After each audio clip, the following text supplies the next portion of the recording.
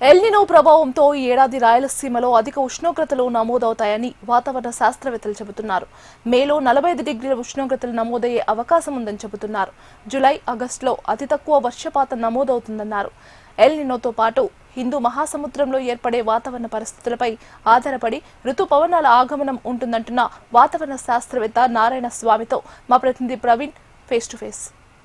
Pacific మహాసముద్రం ఉపరితలంపై అసాధారణ పరిస్థితులు నెలకొన్న నేపథ్యంలో ఒకసారిగా ఎల్నినో ప్రభావం ఇప్పటికే రాయలసీమ మీద చూపిస్తుందని చెప్పి వాతావరణ శాస్త్రవేత్తలు చెప్తున్న నేపథ్యంలో ప్రస్తుతం మనం రేకులకుంట వ్యవసాయ పరిశోధన కేంద్రంలోని వాతావరణ కేంద్రంలో ఉన్నాము. ఇప్పటికే ఉష్ణోగ్రతల్లో కావచ్చు, అదేవిధంగా గాలుల్లో కావచ్చు ఆ ప్రభావం కనిపిస్తుందని చెప్తున్నారు. ప్రస్తుతం మన దగ్గర రేకులకుంట శాస్త్రవేత్త నారాయణ స్వామి ఉన్నారు. సార్ చెప్పండి, అంటే ఈ ఎల్నినో ఎఫెక్టు మన అనంతపురం మీద కానీ, రాయలసీమ మీద కానీ, ముఖ్యంగా మన తెలుగు రాష్ట్రాల మీద ఏ రకంగా ఉంటుంది?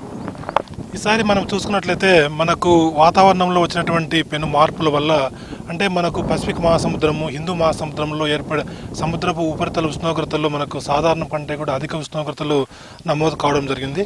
ఈ యొక్క ఎల్నినో ప్రభావం అనేది మనకు ఈ మే తర్వాత అంటే జూన్, జూలై, ఆగస్టులో మనకు ఈ యొక్క ఎల్నినో వాటి యొక్క తీవ్రత ఎక్కువగా ఉంటుంది. దీని ప్రభావం వల్ల మనకు మాన్సూన్స్ వీక్ అంటే మనకు బలహీనమైనటువంటి వాతావరణ పరిస్థితులు, అదేవిధంగా మనకు ఋతుపవనాలు కూడా బలహీనంగా ఉండి ఈ యొక్క వాతావరణం మన ఈ వర్షాలపైన పెను ప్రభావం పడేటువంటి అవకాశాలు ఎక్కువగా ఉన్నాయి. అదేవిధంగా రాయలసీమలో ఈ ఎల్నినో ప్రభావం అనేది చాలా ఎక్కువగా ఉంటుంది. అందులోనూ మనకు అనంతపురం, సత్యసాయి, ఈ కడప జిల్లాల్లో ఈ యొక్క ఈ ఎల్నినో ప్రభావం ఎక్కువగా ఉంటుంది. మేము గత 12 ఎల్నినో సంవత్సరాలు వాటి ద్వారా వచ్చినటువంటి విశ్లేషణ చూసుకున్నట్లయితే ఎల్నినో ప్రభావం వల్ల జూలై అండ్ ఆగస్టులో వర్షాలు బాగా తక్కువగా కురిసి పంటలపైన తీవ్రమైనటువంటి ప్రభావం చూపేటువంటి అవకాశాలు ఎక్కువగా ఉన్నాయని మేము విశ్లేషణ ద్వారా మేము తెలుసుకున్నామండి. అంటే ముఖ్యంగా ఇప్పుడు చూసుకుంటే ఉష్ణోగ్రతల్లో కూడా చాలా వ్యత్యాసాలు ఉండవు. 2-3 డిగ్రీలు అధికంగా ఉష్ణోగ్రతలు నమోదవుతున్నాయని చెప్తున్నారు. ఇది ఎట్లా ఉండబోతుంది? మేలో ఇంకా 45 క్రాస్ అయ్యే అవకాశం ఉందని కూడా చెప్తారు. ఎట్లా? అవునండి, ఇప్పటికే మనకు మార్చిలోనే కొన్ని ప్రాంతాల్లో మనకు 43-44 డిగ్రీ సెంటిగ్రేడ్ కూడా నమోదవుతున్నాయి. ఇప్పుడు చూసుకున్నట్లయితే మనకు ఈ నెల తర్వాత ప్లస్ మేలో కూడా మనకు అధిక ఉష్ణోగ్రతలు నమోదయ్యేటువంటి అవకాశాలు చాలా ఎక్కువగా ఉన్నాయి. దీనికి ప్రధానమైనటువంటి కారణం ఏమంటే మనకు వాతావరణంలో ఉన్నటువంటి తేమ శాతం గణనీయంగా తగ్గిపోవడం వల్ల ఈ యొక్క వడగాలులు, ఈ యొక్క టెంపరేచర్ యొక్క ఇంటెన్సిటీ ఎక్కువగా ఉండడం వల్ల మనకు 45-46 డిగ్రీల సెంటిగ్రేడ్ కూడా మే నెలలో నమోదయ్యేటువంటి అవకాశాలు చాలా ఎక్కువగా ఉన్నాయండి. ఇప్పటికే బయటికి రాలేని పరిస్థితులు ఉన్నారు జనాలు 10 దాటితే. సో ఈ ఎల్నినో ఎఫెక్ట్ కావచ్చు, పెరిగే ఉష్ణోగ్రతల ప్రభావం అటు జంతుజాలం కావచ్చు, మనుషుల మీద కానీ ఇది ఏ రకంగా ఉంటుంది? ఎలాంటి జాగ్రత్తలు తీసుకుంటాం? ఈ మనకు ఎందుకంటే మనకు ప్రభుత్వం కానీ లేకపోతే భారత వాతావరణ విభాగము, కొన్ని అంతర్జాతీయ వాతావరణ సంస్థల హెచ్చరికల నేపథ్యంలో ఈ యొక్క ఈ మనకు వాతావరణంలో మనకు పసిఫిక్ మహాసముద్రము, మన ఇండియన్ ఓషన్ అంటే మన హిందూ మహాసముద్రంలో ఈ యొక్క మార్పులు వస్తున్నాయి. ఈ మనకు నూతన సాంకేతిక పరిజ్ఞానం ద్వారా రైతులకు కానీ ప్రజానికి కానీ ఎప్పటికప్పుడు అలర్ట్స్ అనేటివి ప్రభుత్వాలు ఇస్తూ ఉన్నాయి. వాటికి అనుగుణంగా రైతులు కానీ ప్రజానికం కానీ అప్రమత్తమై తగినటువంటి జాగ్రత్తలు తీసుకోవాలి. రైతాంగానికి మేము చెప్పేది ఏమంటే మే నెలలో మనకు అడపదడప మనకు హై ఇంటెన్సిటీ రెయిన్ఫాల్ వచ్చేటువంటి అవకాశాలు ఎక్కువగా ఉన్నాయి.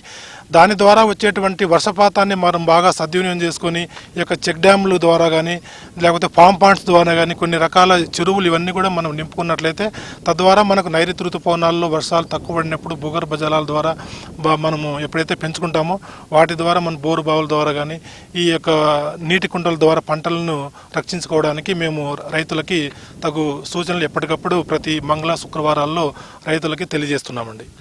ఇండియన్ ఓషన్లో కొంచెం అనుకూలమైనటువంటి వాతావరణాలు ఏర్పడుతున్నాయి. మనకి వర్షం మీద కొంత ఈ ఎల్నినో ప్రభావం ఉన్నప్పటికీ కూడా సానుకూల వాతావరణం అనేది కూడా కొంత శాస్త్రవేత్తలు చెప్తున్న దీన్ని ఎట్లా చూడవచ్చు? నిజమేనండి. ఇప్పుడు ఎల్నినో ప్రభావము మనకు ఇది పసిఫిక్ మహాసముద్రంలో ఏర్పడేటువంటి ఒక సిస్టమ్.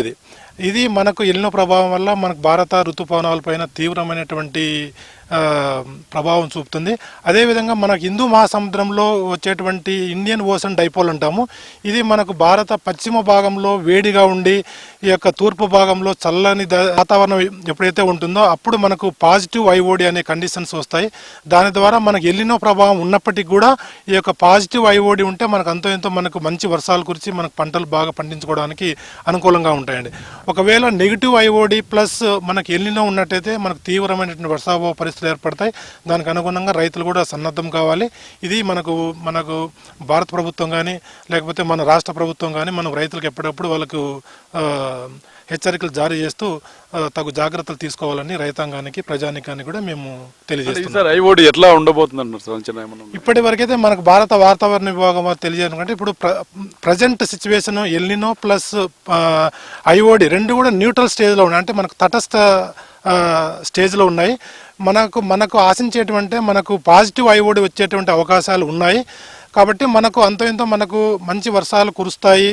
ఈ మనకు ఎల్నినో ప్రభావం ఉన్నప్పటికీ కూడా ఒకవేళ పాజిటివ్ మన హిందూ మహాసముద్రంలో పాజిటివ్ ఐఓడి ఏర్పడి మనకు మంచి వర్షాలు కురుస్తాయని కూడా ఆశాజనకంగా ఉంది. ఇది మనకు మే చివరి వారానికి కానీ మనకు ఇది పాజిటివ్ అవుతుందా, న్యూట్రల్ అలానే కంటిన్యూ అవుతుందా, లేకపోతే మనకు నెగిటివ్గా పాజిటివ్గా ఉంటుందా అనేది కూడా మే నెలాఖరికి స్పష్టమైనటువంటి సంకేతాలు వస్తాయండి. మొత్తం మీద చూసుకుంటే ఈసారి రాబోయే ఖరీఫ్ సీజన్ కావచ్చు, వచ్చే నెల మేలో కావచ్చు, అధిక ఉష్ణోగ్రతలతో పాటు వర్షపాతం తక్కువగా ఉంటుందని చెప్పి వాతావరణ శాస్త్రవేత్త నారాయణ స్వామి చెప్తున్న పరిస్థితి. అయితే ముఖ్యంగా వృద్ధులు కానీ పిల్లలు కానీ ఎవరు బయటికి రావద్దు ఎండాకాలంలో, ఎండలు తగ్గేంత వరకు. ఈసారి 45 డిగ్రీలకు పైగా నమోదయ్యే అవకాశం కూడా ఉందన్నారు. మేలో ప్రభావం మరింత ఎక్కువగా ఉండే అవకాశం ఉందని కూడా చెప్తున్నారు.